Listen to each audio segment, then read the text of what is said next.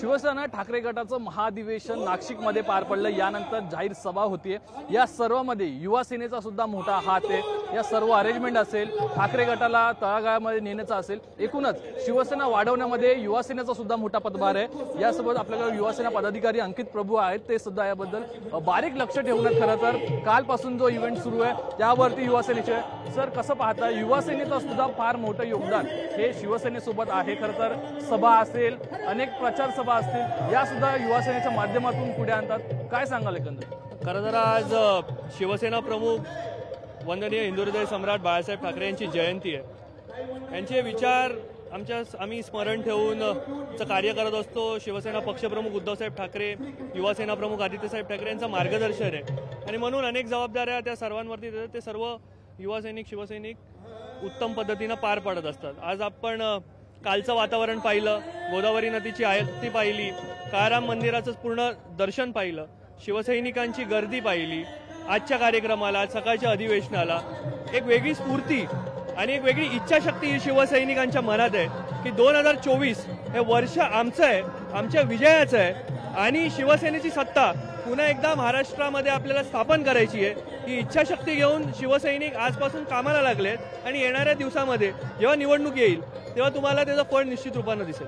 पण आज जे अधिवेशन झालं यामध्ये रामकथा सांगण्यात आलं, रामावरून राजकारणाकडे कसं पाहता? एकंदरीत युवा सेनेसाठी हा बोध होता मोठा, फार मोठा। तर शिवसेनेचं हिंदुत्व आपण बघितलं तर सन्माननीय युवा सेना प्रमुख आदित्यसाहेब ठाकरे म्हणत आले की आमचं हिंदुत्व म्हणजे हृदयात राम आणि हाताला काम हे आहे आणि म्हणून प्रभू श्रीरामांचं मंदिर स्थापन झालं याचा आनंद तर आहेच, पण राम राज्य खऱ्या रीतीनं या देशात, या महाराष्ट्रात स्थापन झालं पाहिजे।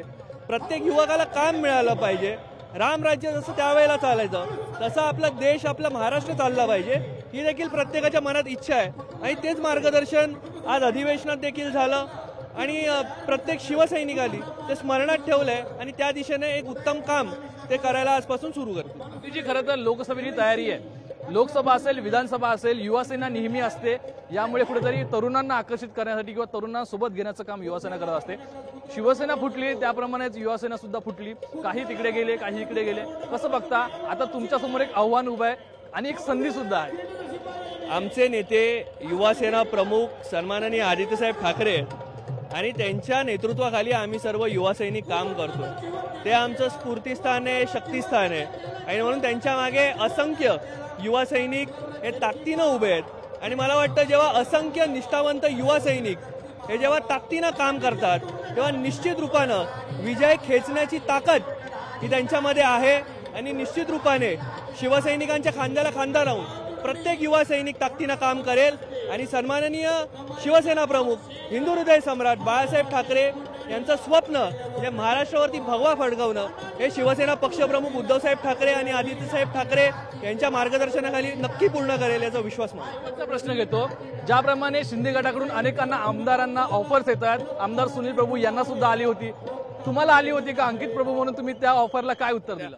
ऑफरबद्दल मला वाईट नाही, परंतु एक चांगलं काम आमच्या वतीनं सन्माननीय उद्धव साहेबांसाठी, सन्माननीय आदित्य साहेबांसाठी एक शिवसैनिक करून निश्चित रूपाने करण्याचा आम्ही पूर्णतः प्रयत्न करतो आणि यापुढेही करत राहू।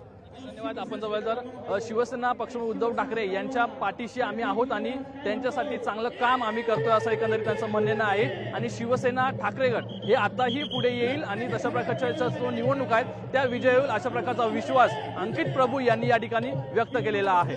व्हिडिओ जर्नलिस्ट आदित्य देसाईसह स्वप्नील जाधव, लोकशाही मराठी, नाशिक। लोकशाही मराठी ऐका, पहा, जागरूक रहा।